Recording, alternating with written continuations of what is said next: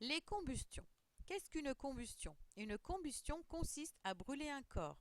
Une combustion nécessite trois éléments. Le combustible, c'est-à-dire le corps qui brûle, le comburant, c'est-à-dire le corps qui sert à la combustion, et une source de chaleur. Le comburant le plus fréquent est le dioxygène. Comme combustible, on utilise des combustibles solides comme le bois ou le charbon, liquides comme l'essence ou le fioul, gazeux comme le butane, le propane ou encore le méthane.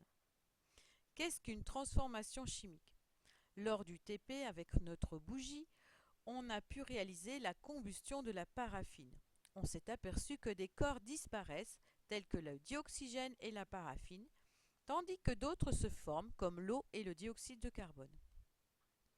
Ainsi, dans une transformation chimique, on observe des corps qui réagissent entre eux et disparaissent, que l'on appelle les réactifs, pour en former des nouveaux, les produits.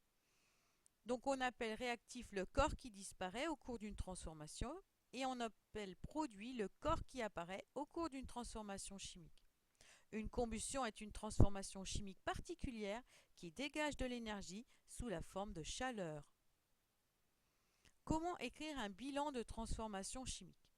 Un bilan s'écrit: les réactifs donnent, avec une flèche, les produits. Le combustible et le comburant d'une combustion constituent les deux réactifs de la transformation chimique.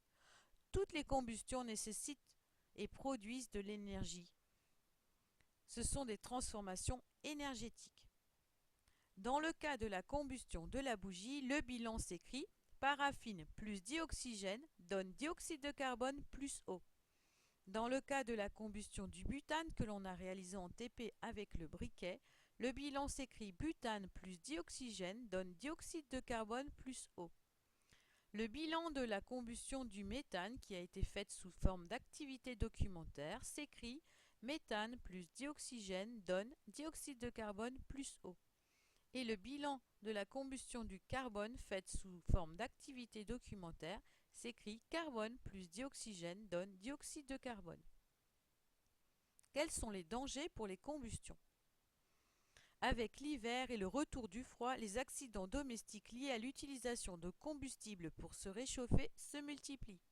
Il existe trois principaux dangers: l'incendie, l'explosion et l'intoxication au monoxyde de carbone.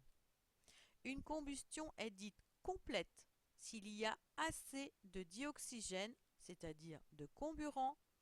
Il se dégage alors du dioxyde de carbone, entre autres.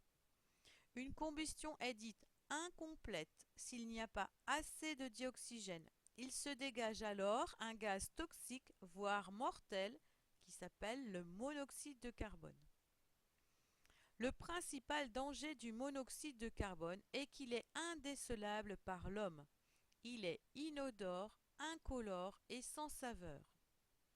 Les principales causes d'intoxication au monoxyde de carbone sont liées aux appareils à combustion, tels que les chaudières à bois, charbon, gaz, les inserts de cheminée ou les poêles, les cuisinières au bois, au charbon, au gaz, les chauffe-eau ou chauffe-bain, les chauffages mobiles d'appoint et les moteurs des automobiles dans les garages.